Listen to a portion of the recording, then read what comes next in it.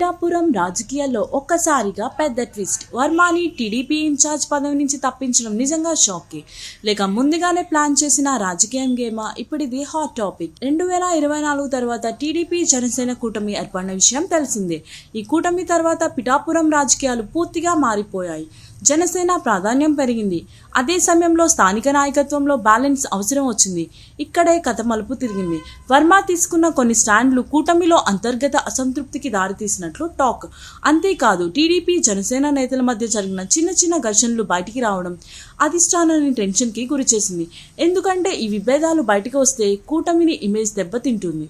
అందుకే ముందుగానే యాక్షన్ తీసుకున్నారా? ఇక్కడ ఒక క్లారిటీ అవసరం. వర్మను తప్పించడం అంటే ఆయన కెరీర్ ముగిసిందా? అసలు కాదు. పార్టీకి ఆయన చేసిన సేవలున్నాయి. అందుకే భవిష్యత్తులో కొత్త బాధ్యతలు ఇవ్వొచ్చనే టాక్ బలంగా వినిపిస్తుంది. అంటే ఇది ఎండ్ కాదు, ఒక స్ట్రాటజిక్ పాజ్ మాత్రమే. ఇక టీడీపీ కొత్త ప్లాన్ ఏంటంటే, ఒక వ్యక్తిపై ఆధారపడకుండా గ్రూప్ లీడర్షిప్ తీసుకురావాలని ప్లాన్ చేస్తున్నట్లు సమాచారం. పిఠాపురం కోసం స్పెషల్ కమిటీ, అన్ని వర్గాలను కలుపుకునే ప్రయత్నం. ఇది చూస్తే ఇది చిన్న నిర్ణయం కాదు, ఫ్యూచర్ ఎలక్షన్కి సంబంధించిన పెద్ద ప్లాన్ అన్నమాట. మొత్తానికి వర్మ పట్టు కోల్పోయాడని అనుకోవడం సింపుల్ అనాలిసిస్ మాత్రమే. కానీ లోతుగా చూస్తే కూటమి బ్యాలెన్స్ కోసం తీసుకున్న నిర్ణయం, అంతర్గత విభేదాలను కంట్రోల్ చేసే ప్రయత్నం, రాబోయే ఎన్నికల స్ట్రాటజీ అన్ని కలిపిన ఒక పెద్ద రాజకీయ ప్లాన్ ఇది. ఇక ముందు పిఠాపురం రాజకీయాలు ఎలా మారుతాయో, ఎవరికి పై చేయి వస్తుందో చూడాలి.